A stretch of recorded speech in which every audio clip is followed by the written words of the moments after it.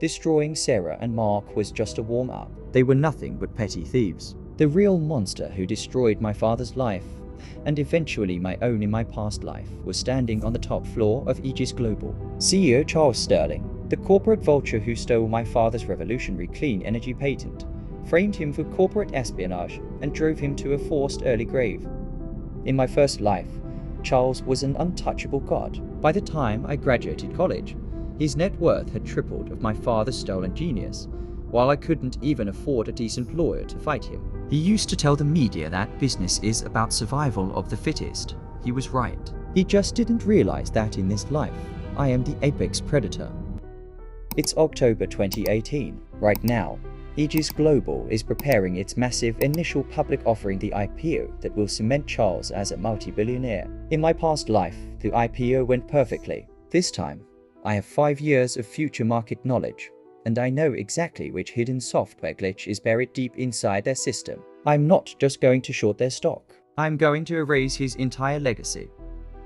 To fight a billionaire, you need capital. Over the last month, the minor investments I made using my future knowledge had paid off massively. My crypto and tech stock options had exploded, turning my small tuition fund into a silent $12 million war chest. I didn't buy sports cars. I didn't buy a mansion. I channeled every single cent into a secret, offshore hedge fund called Vanguard Archive.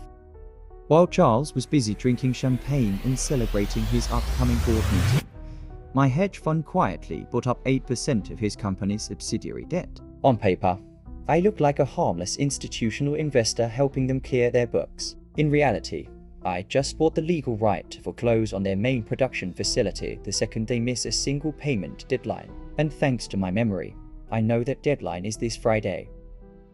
Last night, Aegis Global held its pre-IPO gala at the Grand Imperial Hotel. The room was packed with politicians, investors, and elite media. Charles Sterling stood at the center of the stage, bathing in the applause. He looked completely invincible. That is, until the double doors at the back of the hall swung wide open, and I walked into the room.